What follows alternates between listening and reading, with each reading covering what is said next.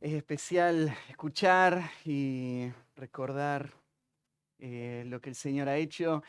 Muchas cosas en el corazón y muchas cosas que se podrían decir ahora. Pero lo que quiero es no hablar yo, sino hacer lo que hemos hecho desde el comienzo de la historia de la iglesia, de nuestra iglesia, es ir a la palabra de Dios y dejar que el Señor siga edificando su iglesia con su verdad. Así que acompáñenme a Hechos capítulo 18 y ahí es donde vamos a pasar el tiempo que nos queda. Y lo que quiero es que juntos podamos ver al Señor y su obra y alabarlo a Él por cómo Él hace su obra en medio nuestro. Una de las cosas que con el tiempo uno valora mucho de lo que Dios está haciendo en nuestras vidas es la palabra fidelidad. Cuando uno mira el paso del tiempo y ve sus debilidades y fracasos, sus caídas, ve los peligros en los que hemos andado y mira y dice, ¿qué explica todo lo que hoy tenemos? Y uno piensa en esta palabra, el Señor ha sido fiel. El Señor nos ha sostenido, el Señor ha obrado, el Señor ha dado fruto, el Señor ha edificado la iglesia. Y ese es uno de los atributos más preciosos cuando pensamos en Dios, ¿no? Es pensar en esa palabra, fidelidad. Porque fidelidad significa que Dios es confiable. Significa que todo puede cambiar, pero Él nunca va a cambiar. Significa que nadie que ponga su confianza en Él y que lo busque a Él va a ser jamás defraudado.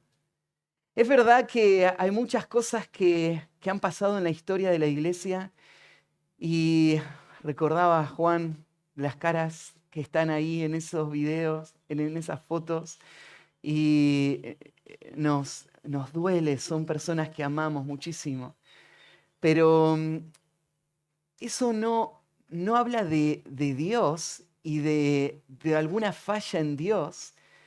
Habla de nuestro pecado, de nuestra incredulidad, pero Dios nunca ha fallado a nadie. Y toda nuestra esperanza está puesta ahí. Cuando miramos el futuro y pensamos cómo podemos confiar en lo que va a pasar en el futuro y qué va a pasar con mi vida, con mi familia, con la iglesia. Y hay una palabra que nos da esperanza, es esto, es Dios es confiable. Él nunca falla, Él nunca ha fracasado en ninguno de sus planes, Él nunca ha roto ninguna de sus promesas. Y esto es lo que afirma nuestro corazón. Todo el libro de los Hechos da testimonio de esto, del poder que Dios tiene para edificar la iglesia y de cómo Él sostiene su obra y de cómo Él protege a sus siervos. Pero pensé en que estudiemos juntos la historia de una iglesia y que veamos reflejado ahí en la iglesia de Corinto, que es justo la iglesia que estamos estudiando en nuestro devocional, que podamos ver en la fundación de esa iglesia este gran tesoro, la fidelidad de Dios. Así que el título del mensaje de hoy es El Dios fiel que edifica la iglesia. Y vamos a leer del versículo 1 hasta el 17 para ver este atributo de Dios y lo que Él está haciendo también en medio nuestro.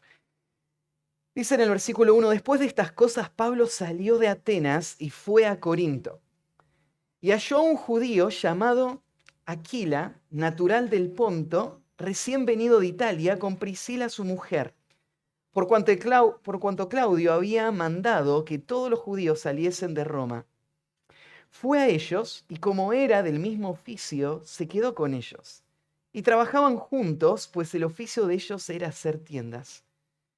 Y discutía en la sinagoga todos los días de reposo y persuadía a judíos y a griegos. Y cuando Silas y Timoteo vinieron de Macedonia, Pablo estaba entregado por entero a la predicación de la palabra, testificando a los judíos que Jesús era el Cristo. Pero oponiéndose y blasfemando estos, les dijo, sacudiéndose los vestidos. Vuestra sangre sea sobre vuestra propia cabeza. Yo limpio, desde ahora me iré a los gentiles. Y saliendo de allí se fue a la casa de uno llamado Justo, temeroso de Dios, la cual estaba junto a la sinagoga. Y Crispo, el principal de la sinagoga, creyó en el Señor con toda su casa. Y muchos de los corintios, oyendo, creían y eran bautizados. Entonces el Señor dijo a Pablo en visión de noche: no temas, sino habla y no calles, porque yo estoy contigo y ninguno pondrá sobre ti la mano para hacerte mal, porque yo tengo mucho pueblo en esta ciudad. Y se detuvo allí 1 año y 6 meses enseñándoles la palabra de Dios. Pero siendo Galión procónsul de Acaya, los judíos se levantaron de común acuerdo contra Pablo y le llevaron al tribunal diciendo: este persuade a los hombres a honrar a Dios contra la ley. Y al comenzar Pablo a hablar, Galión dijo a los judíos: si fuera algún agravio o algún crimen enorme, oh judíos, conforme a derecho yo os toleraría.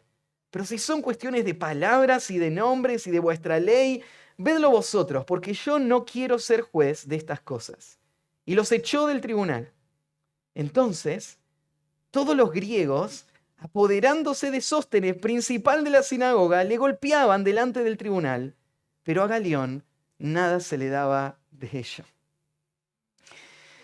En este pasaje podemos ver cómo comenzó esta iglesia de la que estamos estudiando en nuestro devocional.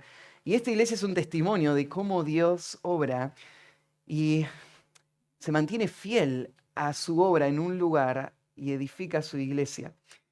Así que los primeros versículos nos presentan un poquito el escenario de donde va a pasar todo lo que sigue.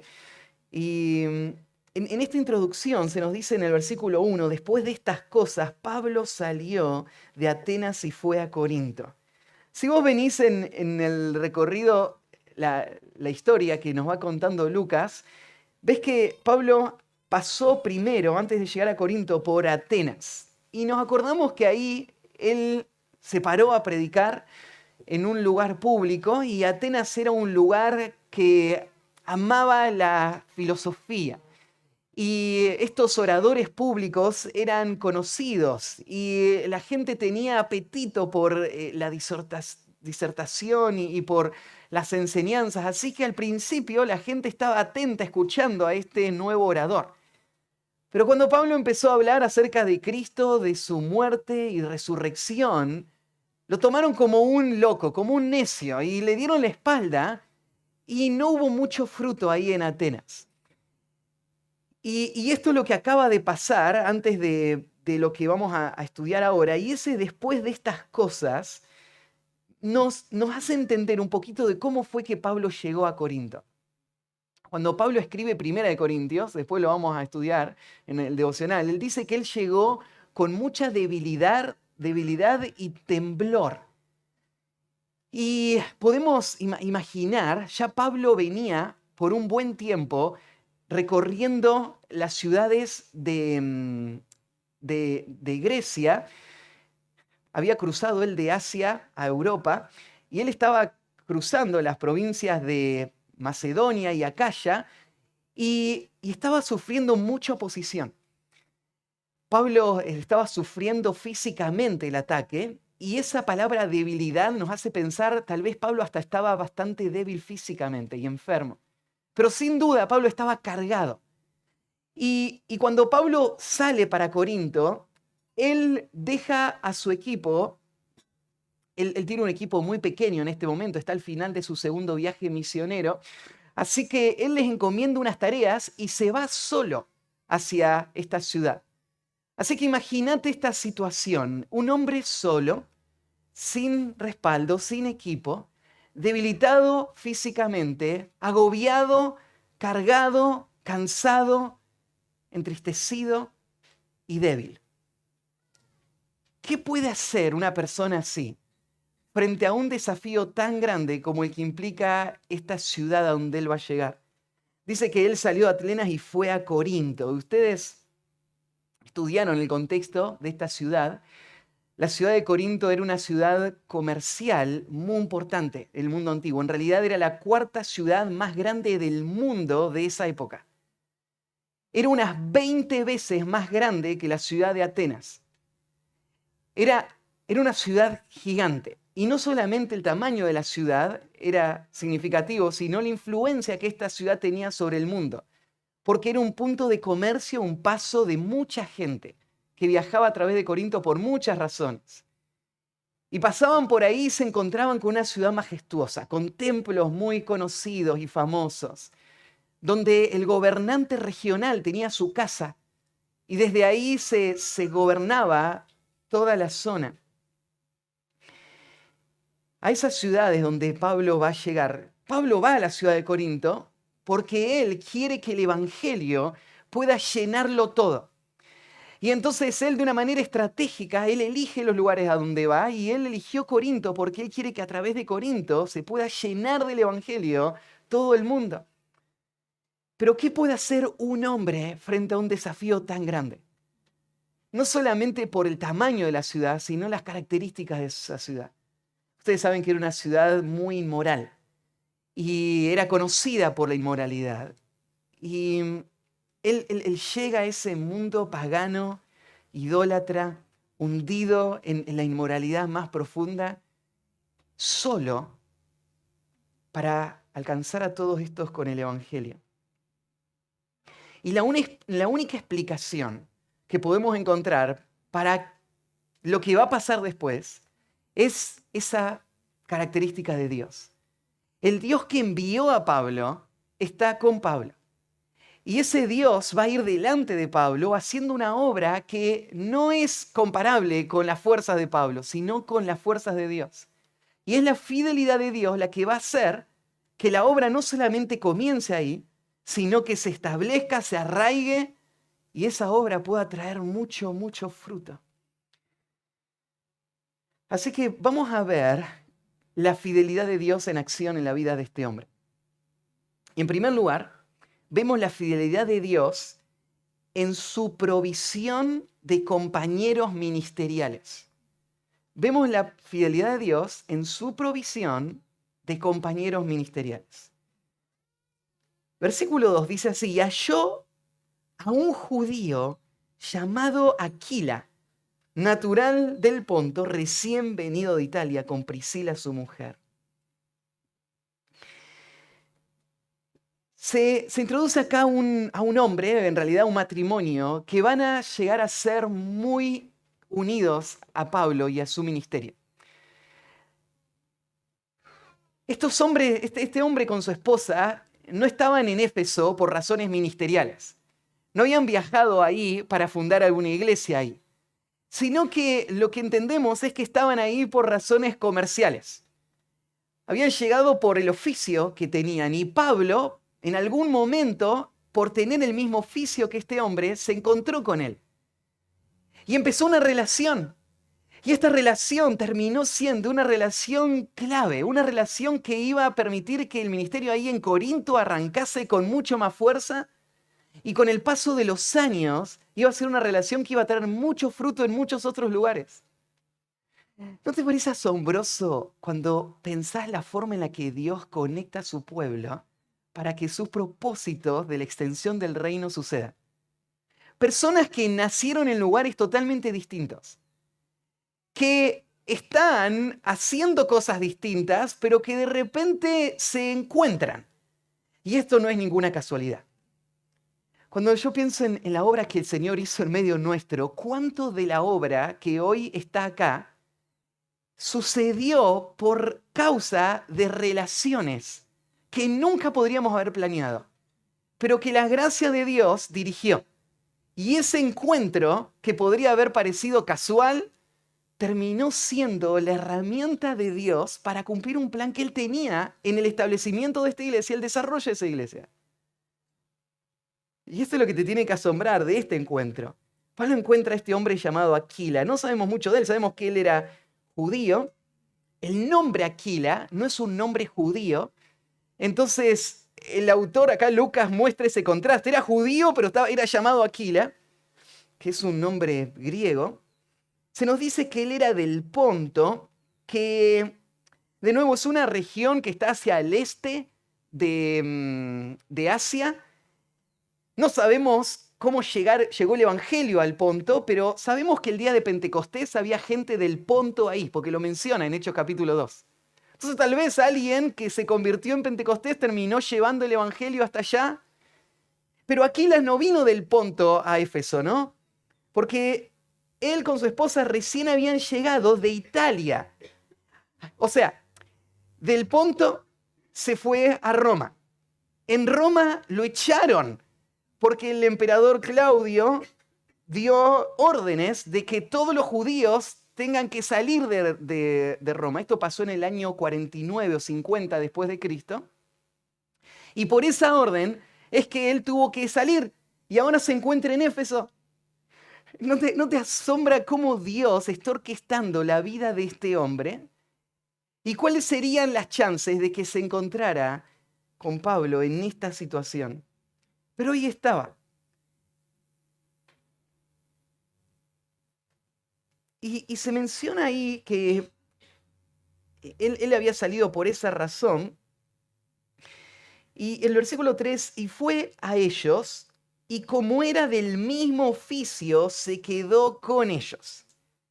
Acá señala que Pablo era del mismo oficio que Aquila y Priscila. Esto es interesante porque los papás de Pablo, desde que él era muy chiquito, pensaron en que Pablo iba a convertirse en un maestro de la ley, en un rabino. Y se ocuparon de que él pudiera estudiar en la mejor escuela, bajo Gamaliel, el maestro más conocido. Pero aún así, los papás ahí en Tarso le habían dado a Pablo un oficio. Porque esto era lo esperado, ¿no? Que estos hombres tengan una función y un oficio del cual puedan tener sus ingresos y sus recursos. Aún estos maestros de la ley y sus papás entendían esto, tienen que ser personas que puedan sostenerse a sí mismos. Así que acá tenés a un joven que se preparaba para el ministerio, que aprendió a hacer cosas muy simples con sus manos, que hacían posible que él pueda sostenerse en cualquier condición en la que esté. Y vaya si no fue útil eso más adelante en su ministerio. Porque hubo muchos momentos en los que Pablo se apoyó en ese oficio para poder no solamente alimentarse él, sino alimentar a todo su equipo ministerial.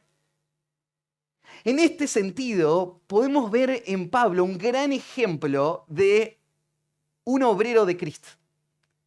Hoy en día hay mucha distorsión de cómo se debe ver un obrero de Cristo, ¿no? Y hay muchas personas hoy que si no tendrían el sustento que esperan, ellos no servirían a Cristo. Porque, bueno, tenemos necesidades, ¿no? Pablo es una exhortación y un golpe al corazón de los ministros de nuestro tiempo. Porque él fue un hombre que desde muy chico se preparó para poder servir al Señor, pero para hacerlo en una manera donde él puede entrar en cualquier contexto, desenvolverse económicamente, sostenerse a sí mismo y hacer la obra que tenía que hacer. Entonces, esto era común socialmente en aquel tiempo. Era común pensar de que los hombres tengan un oficio, algo en que desenvolverse.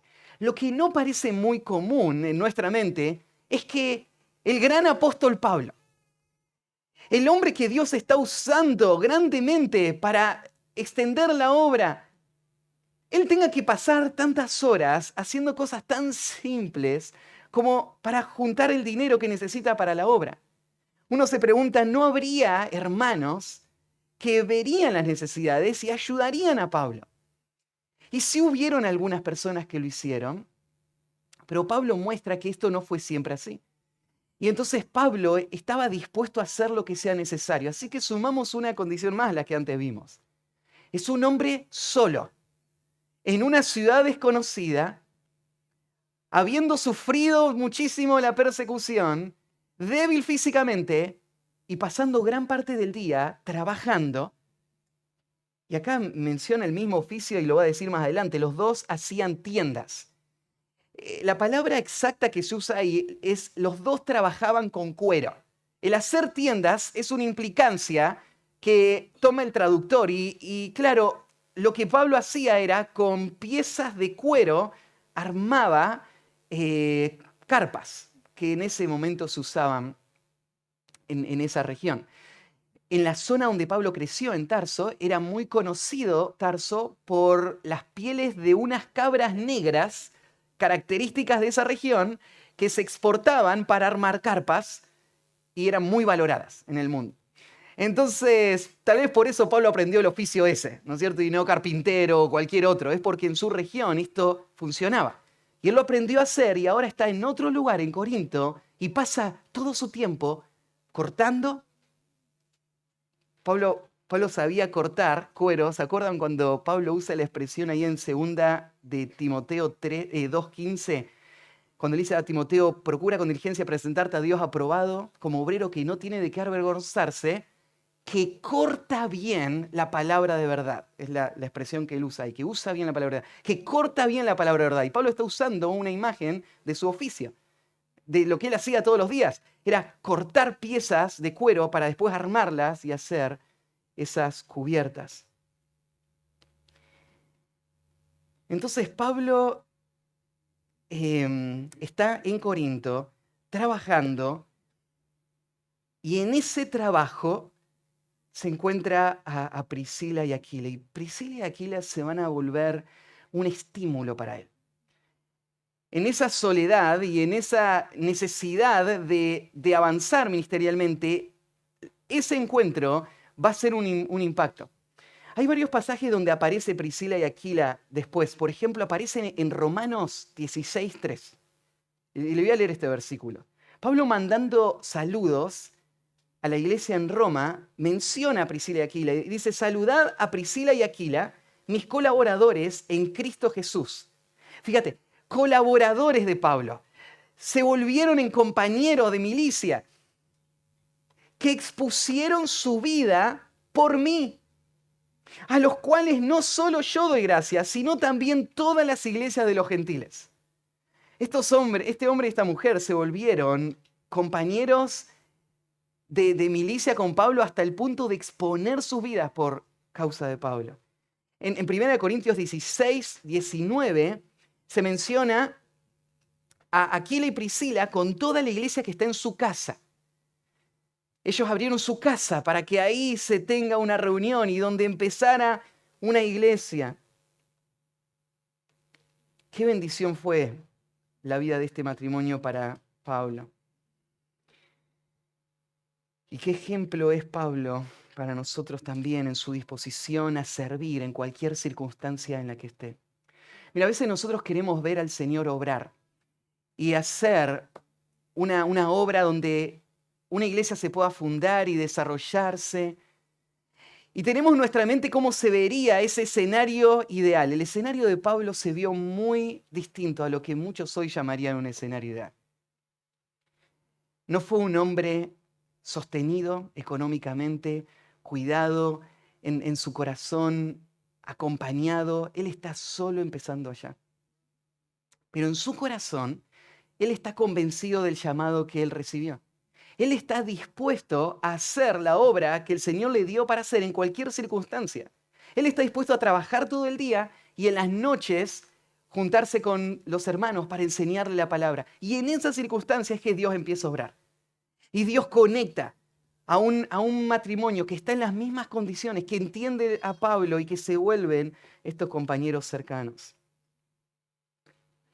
En el versículo 4, fíjate cómo después de mencionar que se encuentra con Aquila y Priscila, dice, y discutía en las sinagogas todos los días de reposo y persuadía a judíos y a griegos.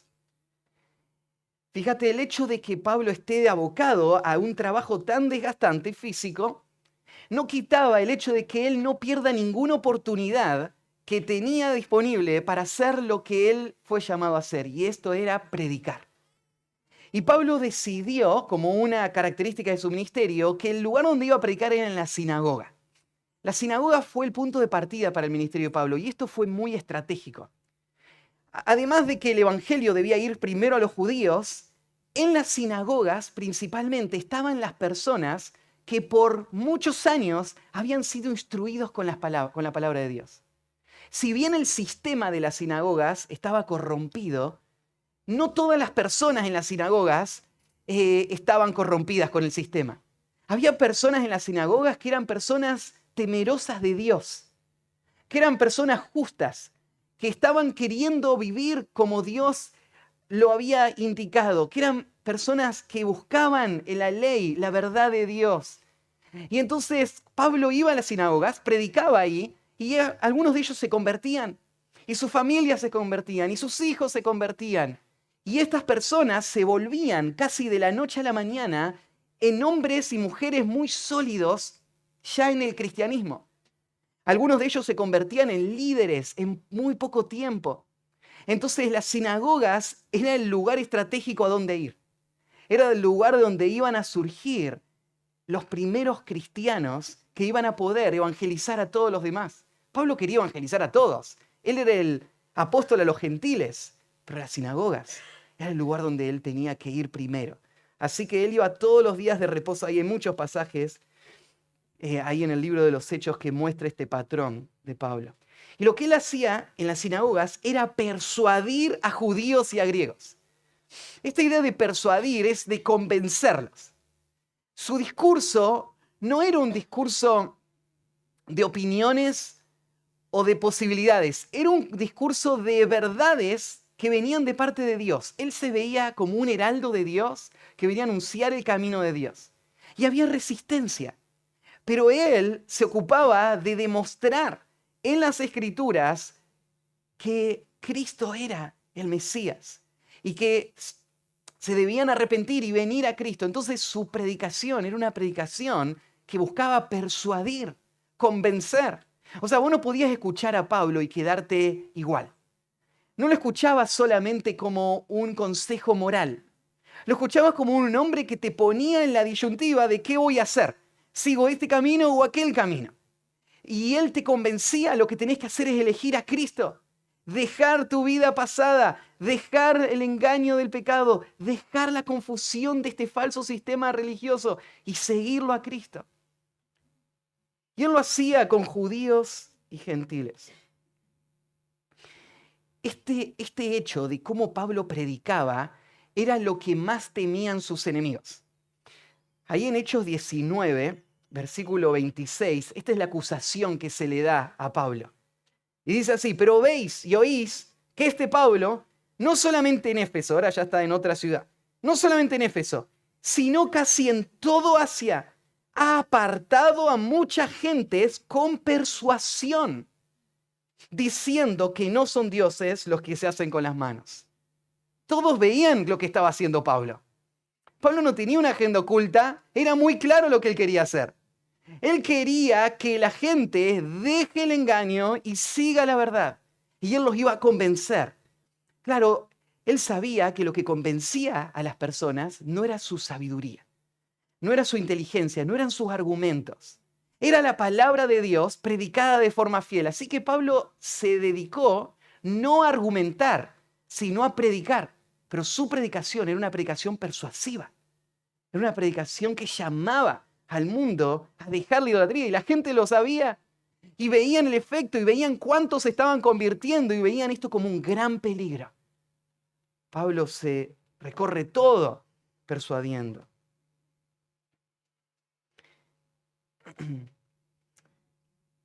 Ahí en 1 Corintios 2, del 1 al 5, Pablo explica la forma en la que él persuade. No se los voy a leer, pero ahí es donde él muestra que no fue con sabiduría de palabras cuando él llegó a Corinto, sino que él les expuso la verdad de la palabra de Dios, y eso es lo que les convenció. Entonces vos ves en estos primeros versículos esta escena, un hombre solitario, ahora acompañado y ahora de pie, predicando en las sinagogas, predicando abiertamente, y el Señor dándole estos compañeros. En segundo lugar, vemos la fidelidad de Dios en su provisión de recursos ministeriales.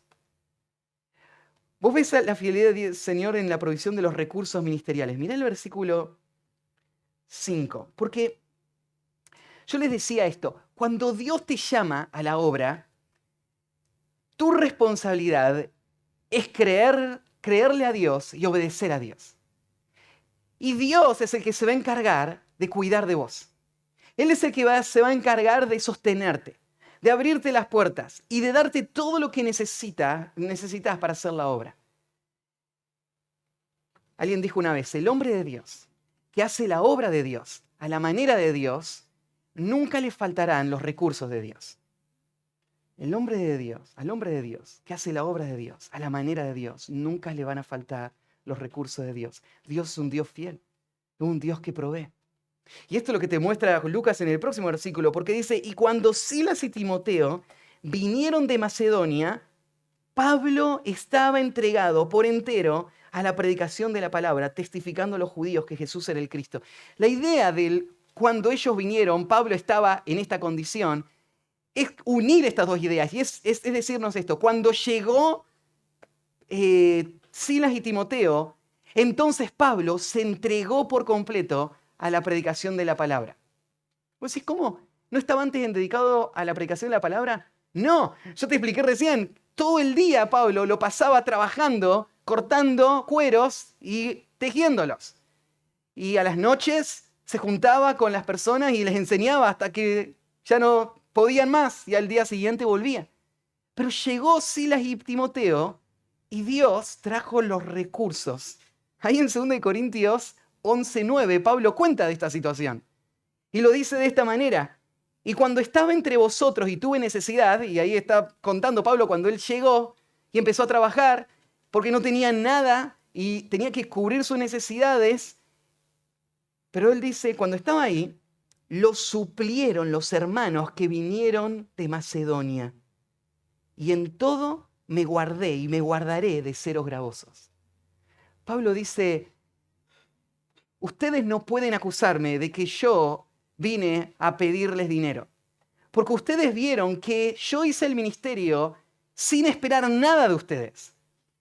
Yo trabajaba, tenía mis recursos y después les enseñaba la palabra. Pero el Señor fue fiel y el Señor me proveyó, aunque, le dice a la iglesia de Corinto, ustedes no me dieron. Pero eso no fue un estorbo para la obra del Señor porque Él usó otras personas. Y esas personas suplieron todo lo que me faltaba. Entonces ahí haces este cuadro. Silas y Timoteo fueron los que trajeron esta ofrenda, que sirvió para sostener a Pablo y al equipo misionero por mucho tiempo. Y entonces Pablo, ¿qué hizo cuando llegó esa ofrenda?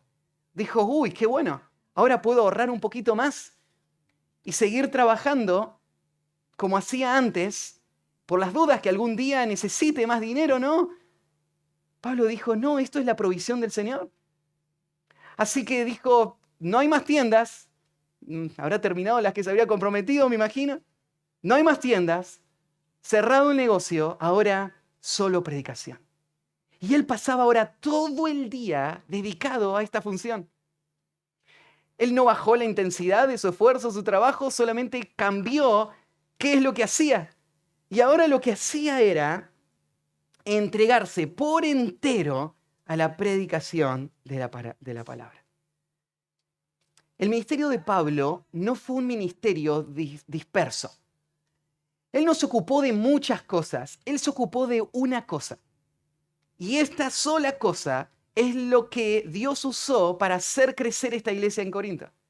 Y es lo que dice acá, él se entregó por entero a predicar la palabra.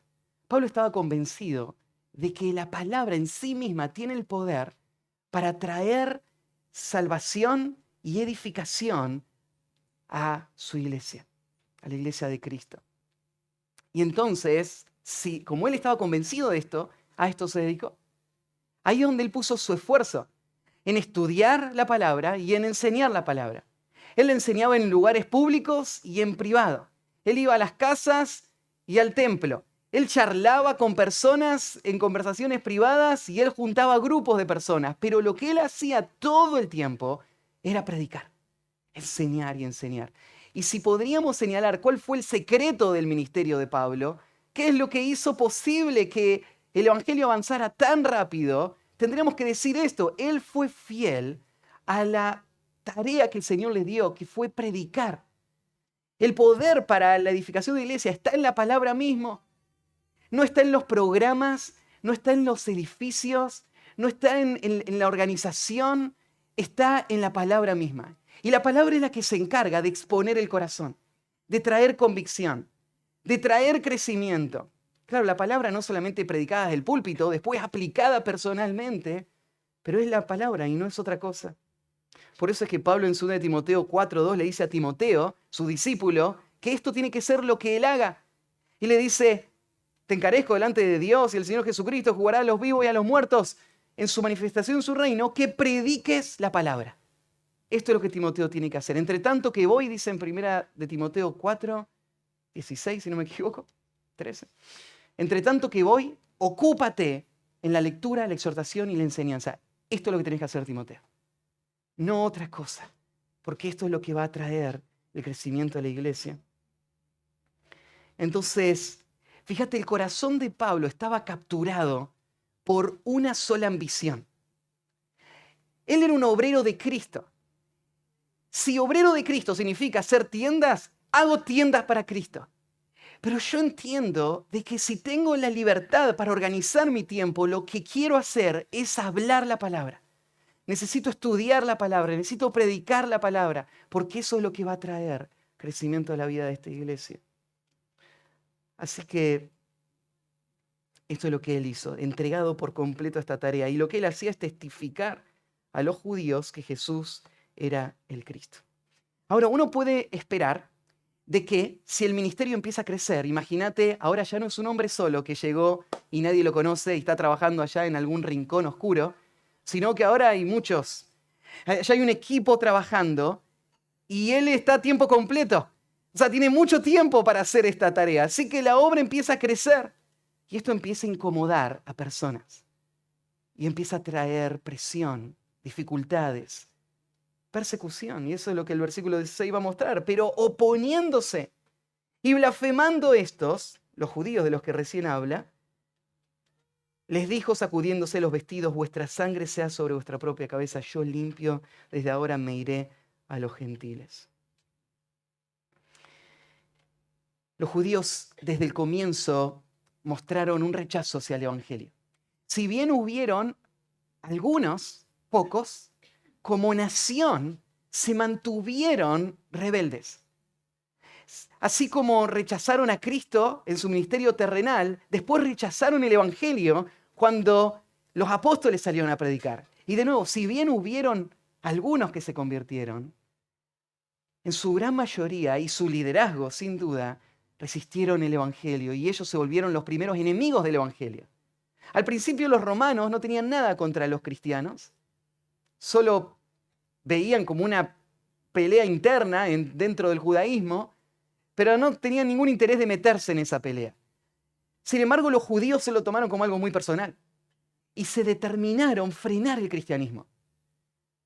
¿Se acuerdan que los primeros judíos, Pablo, él había decidido ponerle fin al cristianismo? Y cuando Pablo se convirtió, muchos más siguieron sus pasos. Algunos se acuerdan, ¿no es cierto?, de esta gente, este grupo de hombres que cuando a Pablo lo tomaron preso, dijeron: no vamos a comer ni vamos a probar ningún bocado hasta que no veamos muerto a este hombre. Esto iba en serio. Ellos creían servir a Cristo persiguiendo a la iglesia. Así que los judíos se decidieron levantar. Entonces Pablo hizo lo que Jesús le instruyó a los discípulos que debían hacer. ¿Se acuerdan cuando Jesús mandó a los discípulos la primera vez? Él les dijo: vayan a todas las ciudades. Hay mucho terreno que cubrir. Entren a una ciudad y prediquen. Y si esa ciudad les recibe, si esa familia les recibe, quédense ahí. Enseñen la palabra hasta que ellos se afirmen. Pero si no les reciben, no se preocupen. Sigan adelante.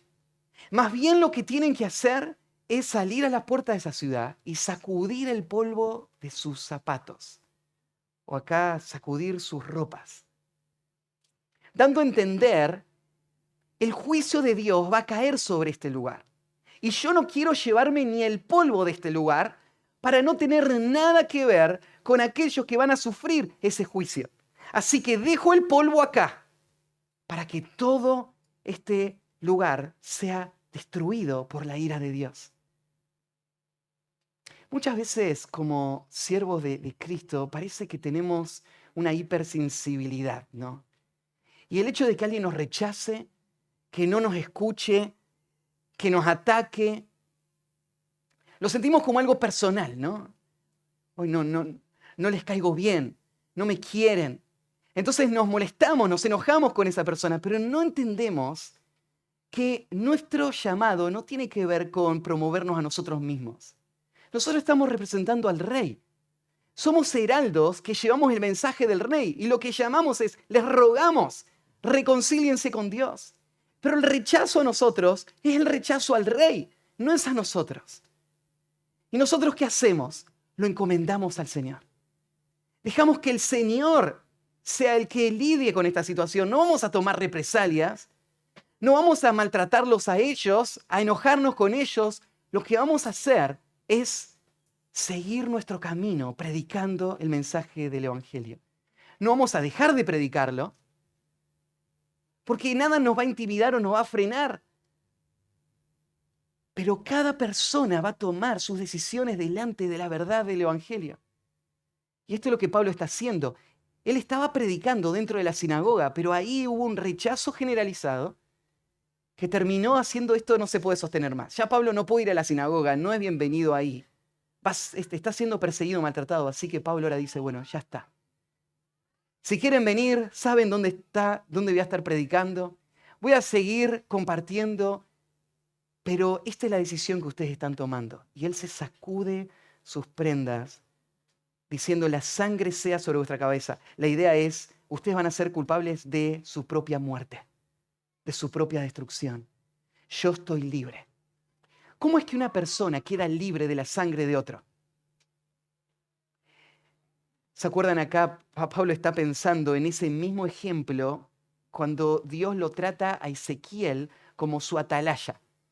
¿Se acuerdan? Una atalaya es una persona que estaba parado en una torre vigilando por si venían enemigos contra la ciudad.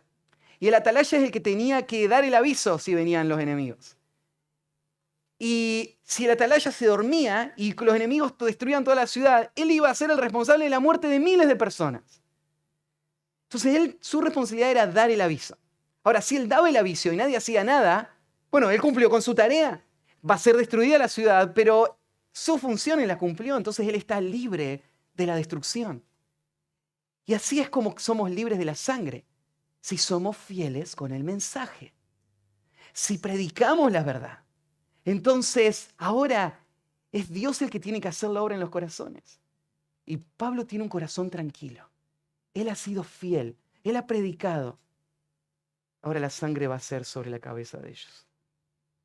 Entonces, Dios es fiel, edificando su iglesia, y lo vemos en su provisión de compañeros ministeriales, en su provisión de recursos ministeriales, que permite que la obra pueda avanzar, aunque después al avanzar haya más dificultades. Pero eso es lo que queremos, no, que el Evangelio llegue, que el Evangelio incomode. Vamos a ver el tercero. Vemos la fidelidad de Dios en su provisión de fruto ministerial. Vemos la fidelidad de Dios en su provisión de fruto ministerial. En medio de la dificultad y la oposición, dice, y saliendo de allí, se fue a la casa de uno llamado Justo. ¿Qué hacemos ahora? No nos quieren recibir en la sinagoga. ¿Y qué va a pasar? Bueno, el Señor va a abrir otra puerta. Y esta puerta es la casa de un hombre llamado Justo. Si uno mira en otros pasajes, es posible relacionar a este hombre justo con Gallo, que aparece ahí en Romanos 16, 23. Y muchos hacen esa conexión. Pero de este hombre, lo que se dice es que este hombre era temeroso de Dios. O sea, este hombre piadoso que estaba en la sinagoga, cuando vio la reacción de la sinagoga, el rechazo al evangelio, él dijo, no, el evangelio es la verdad. Y entonces él siguió a Pablo, pero él ya venía con una historia dentro del judaísmo. Es más, él vivía pegado a la sinagoga. Ahora, de todos los lugares que Dios podría haber abierto para poder seguir el ministerio, al lado de la sinagoga, o sea, ellos son los que nos quieren matar. Sí, pero estar al lado de la sinagoga te mantiene al frente de este dilema y de esta tensión y al frente de esta ciudad. Y lo que Dios quiere hacer es traer muchos más. Él no quiere aislar a este grupito para que no se sientan mal e intimidados. Él quiere exponer a este grupo para que este grupo pueda tener mucho fruto. Así que lo deja en el centro del problema, en el ojo de la tormenta, al lado de la sinagoga. Y Pablo sigue su ministerio desde ahí. Él no frena, él no se siente intimidado, él no va a retroceder. Él sigue predicando y esa predicación empieza a traer fruto. Miren el versículo 8.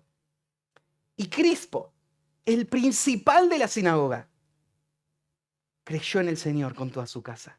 Y muchos de los corintios, oyendo, creían y eran bautizados. El Señor va a obrar en el corazón de un hombre clave, que va a abrir la puerta para muchas más relaciones y mucha más influencia. El principal de la sinagoga se convirtió. Ahora tuvieron que buscar a otro que lo reemplace, porque el líder de los judíos ahora se hace cristiano. ¿No te parece hermoso ver cómo Dios se ríe de sus enemigos? Nadie puede frenar su obra. Él puede inclinar los corazones como quiere.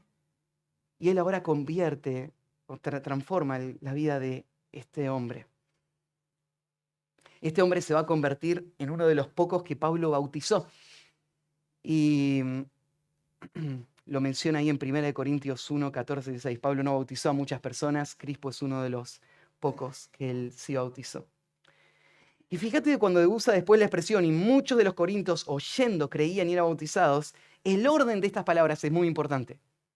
Ellos oyen, creen y son bautizados. Al comienzo de todo eso está el oír. Sin el oír nada de lo demás va a pasar. Pero Pablo está predicando, así que el oír está sucediendo. Y como el oír está sucediendo, la fe está sucediendo. Y como la fe está sucediendo, ahora la identificación con Cristo, el testimonio público, el crecimiento de la iglesia está sucediendo. Todo arranca con la predicación. Y el Señor va dando el fruto. Porque Pablo no está convenciéndoles con sus fuerzas. No son sus palabras. Él no está juntando gente adepta para su movimiento. Él está predicando la palabra. El Señor está permitiendo el fruto. Y Dios permitió que la iglesia crezca. Así que vemos la fidelidad de Dios en su provisión de compañeros ministeriales, de recursos ministeriales, de fruto ministerial. Y ahora en cuarto lugar, vemos la fidelidad de Dios en su provisión de aliento ministerial. Dios va a proveer aliento también. Mira el versículo 9. Entonces el Señor dijo a Pablo en visión de noche, no temas, sino habla y no calles. Cuando vos estás leyendo, una de las cosas que tenés que prestar atención es a lo que se dice entre líneas, pero no se dice abiertamente. El hecho de que el Señor tenga que venir a Pablo y decirle a Pablo, no temas, implica algo en Pablo, ¿no? Él temía. Pero esto parece que es un poco contradictorio. ¿Por qué?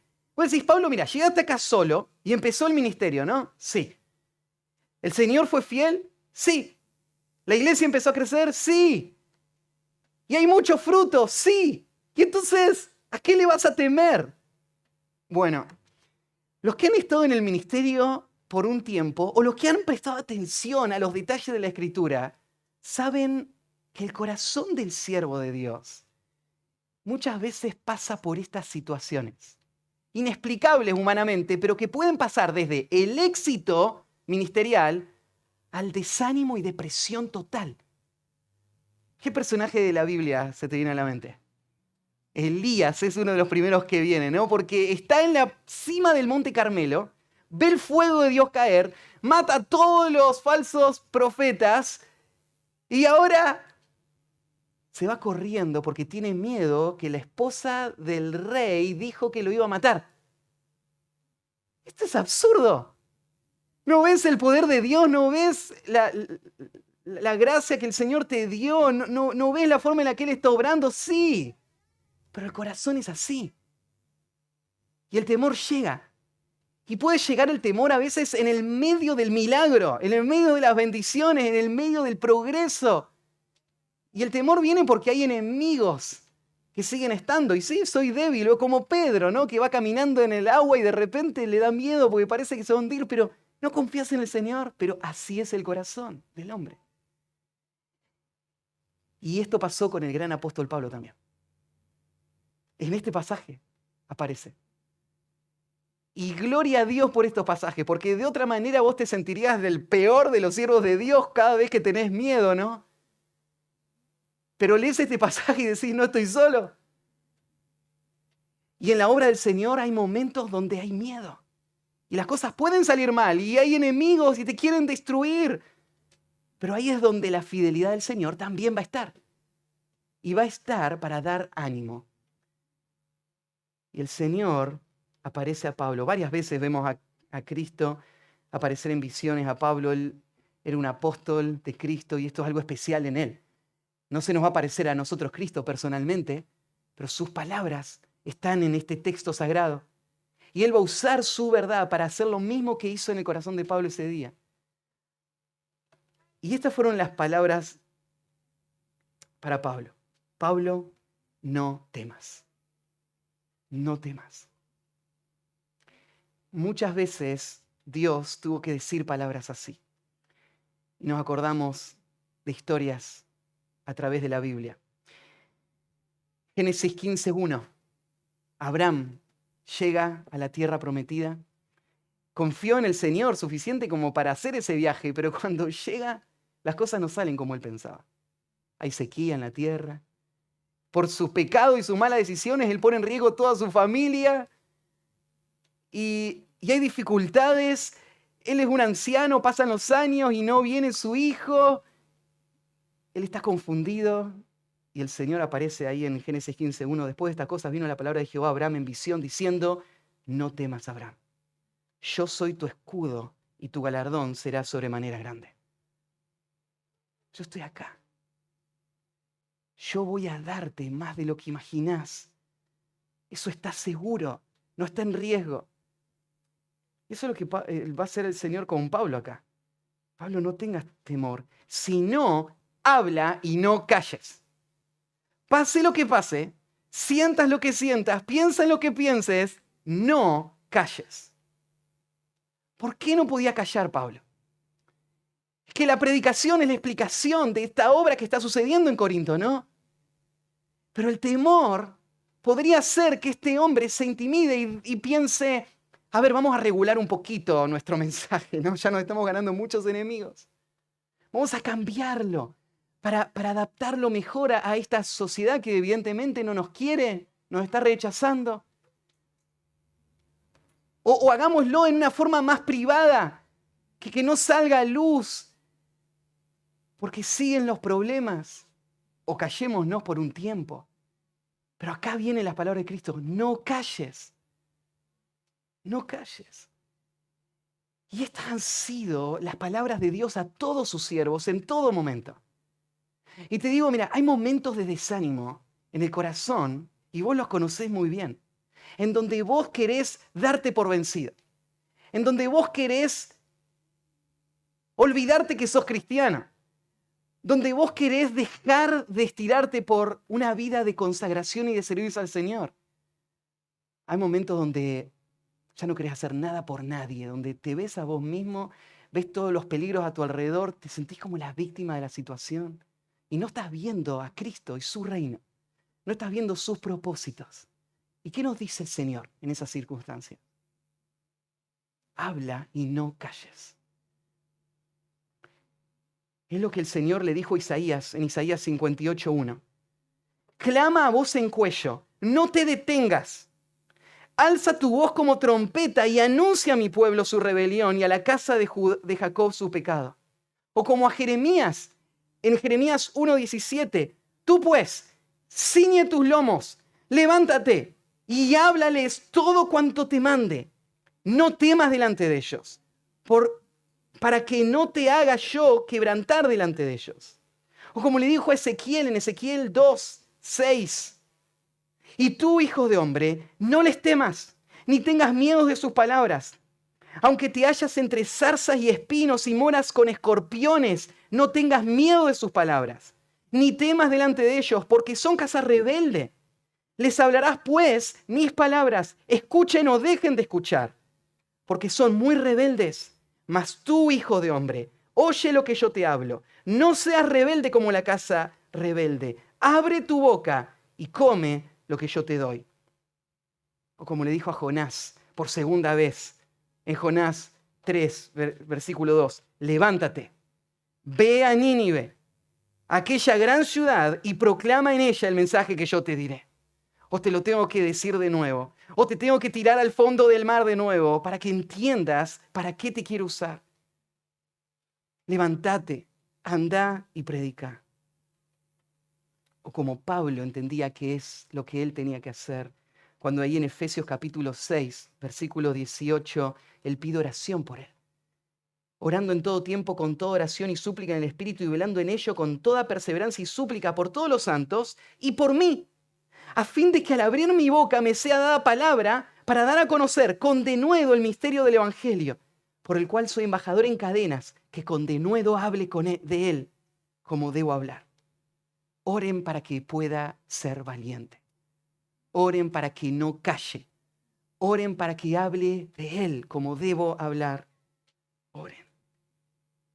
Entonces Cristo le dice a Pablo, no temas, habla y no calles.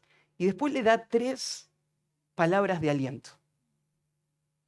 En primer lugar, Dios le va a prometer su presencia, porque yo estoy contigo.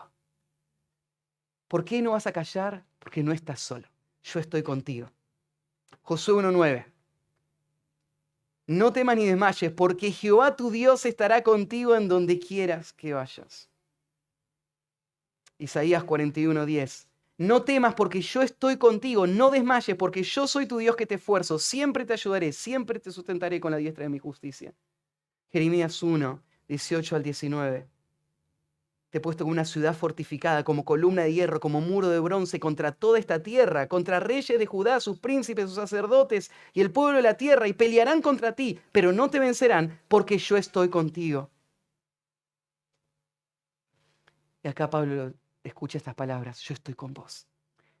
Lo segundo, Dios le promete su protección. Ninguno pondrá sobre ti la mano para hacerte mal.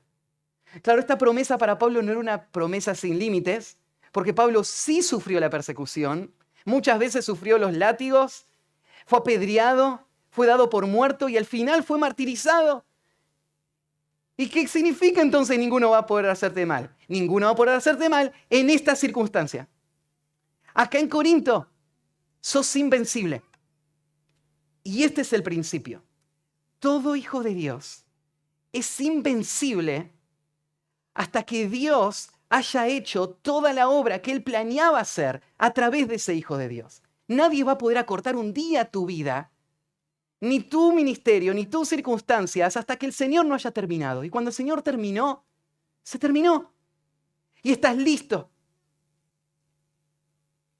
Y si el Señor decide llevarte con el martirio, o que terminen tus días en paz, es su decisión. Pero el hombre de Dios es invencible, no puede ser destruido hasta que Dios cumpla sus propósitos en él. Y Dios le promete también salvación. Le dice al final, porque yo tengo mucho pueblo en esta ciudad. ¿Por qué Pablo no tenía que dejar de hablar? Bueno, Dios iba a estar con él. Nadie le iba a poder hacer ningún mal. Y yo tengo mucho pueblo en esta ciudad. Esta expresión, pues sí, pero ¿cómo tiene mucho pueblo si recién arranca la iglesia? Claro, hay mucho pueblo de Dios que todavía no lo sabe. Que todavía no han pasado de las tinieblas a la luz. pero que en el plan eterno de Dios, ellos ya fueron elegidos para este propósito. Y Dios los tiene acá. Y no hay forma de que su plan fracase, ¿no? Entonces, Pablo, seguí haciendo tu obra, porque yo voy a darte mucho fruto. Hay mucho pueblo de Dios en este lugar. Y si el Señor permite que su iglesia siga adelante, es por esto, porque el Señor tiene todavía mucho pueblo que Él quiere rescatar a través de su iglesia. Y esto nos da confianza, ¿no? Mucha gente piensa, bueno, Matías, si esa gente está ahí afuera y todavía no se convirtió, pero se van a convertir, entonces, si les predico o no, no hace ninguna diferencia, ¿no? ¿Para qué me voy a esforzar? ¿Para qué me voy a exponer? Dios ya sabe todo, Él ya los eligió para salvación, entonces dejemos. ¿Para qué preocuparnos? Pero si vos mirás este pasaje, acá Lucas nos está mostrando que es al revés. La confianza de saber que Dios tiene mucho pueblo en este lugar es lo que nos mueve a seguir hablando. Porque Dios salva a sus elegidos a través de la predicación del Evangelio y no de otra manera. Y esa es la manera en la que Dios lo va a hacer en nuestro contexto también. Entonces, ¿qué hace Pablo? Sigue predicando. Y se detuvo allí 1 año y 6 meses, enseñándoles la palabra de Dios. Este hombre que tal vez hubiese pensado en renunciar o abandonar, ahora se mantiene fiel, 1 año y medio predicando. Y no era común. Esta es la primera vez que se dice de Pablo que se quedó tanto tiempo en una ciudad. Usualmente era muy poco el tiempo que se queda. ¿Por qué se quedó 1 año y medio? Porque el Señor le dijo que se quede. Y había mucho fruto y él no se podía ir. Y la obra siguió avanzando. Y en eso se ve la fidelidad de Dios también, ¿no? Dios alentando a sus siervos. En último lugar, vemos la fidelidad de Dios en su provisión de protección ministerial. Su provisión de protección ministerial. En el versículo 12 hasta el 17 se ve un ejemplo de cómo Dios protegió a Pablo. Y no vamos a ir por todos los detalles, pero quiero que entiendan el cuadro. Lo que va a pasar es lo mismo que pasó con Jesús. Los líderes judíos se levantan y mueven todos los hilos para que Roma ejecute a este traidor. Entonces crean mentiras, arman un escenario, van al juez, presentan el caso. Todos queremos que mates a Pablo, porque él quiere apartar a todo el pueblo de la ley. Y la ley tal vez se está refiriendo a la ley judía, o tal vez le están haciendo pensar, se están rebelando contra ustedes también, contra toda ley. Y armaron todo ese escenario. ¿Se acuerdan lo que pasó con Pilato cuando a Jesús lo llevaron? Los líderes lograron manipular a Pilato para que Pilato ejecute a Cristo. Así que Pablo ahora está a la merced de un impío que va a decidir si vive o muere. Pero no está a la merced de ese hombre, ¿no? ¿Qué dijo Pablo? ¿Qué le dijeron a Pablo? Nadie te va a poder hacer ningún daño. El que está controlando su vida es Dios. No está en las manos de este hombre ni de los líderes judíos. Así que lo llevan a Pablo y Pablo le van a preguntar para que hable y diga y se defienda, y Pablo va a empezar a hablar, pero no alcanza ni a hablar. Y este hombre dice, paren. La verdad es que no me importa lo que me van a decir, porque esto tiene que ver con situaciones religiosas de las que yo no quiero ser parte. Así que se me van ya mismo de acá y los echa del lugar. La historia nos cuenta un poquito más de esta situación, porque este hombre Galión es un hombre conocido en el mundo de la historia de la política romana. Y es conocido por sus relaciones y por su hermano, pero también sabemos de él que este era un hombre fuera de lo común dentro de Roma. Era un hombre muy sensible y con muchas muestras de amor y de tolerancia y de apoyo. Él sobresalía con todos los demás. Y Dios, en su soberanía, permitió que el hombre que esté en esa situación, en ese momento, en esa revuelta, sea este hombre que no tenía ninguna intención de ejecutar a nadie. Y Dios controla eso también. Este hombre lo libera a Pablo no porque sea creyente o ame a los cristianos, sino porque es totalmente indiferente a los cristianos. Pero no es parte de la forma asombrosa en la que Dios dirige todo. Hay un detalle al final de la historia muy llamativo también. Porque después que los echa, todos los griegos, o sea, esta es la imagen, los judíos se levantan, vamos a matar a Pablo, vamos a levantar una sedición contra Pablo, lo convocan a este hombre a un tribunal y listo, lo van a matar. Pero al final se le da vuelta todo porque el hombre dice, no me importa, váyanse, no quiero saber nada con Pablo.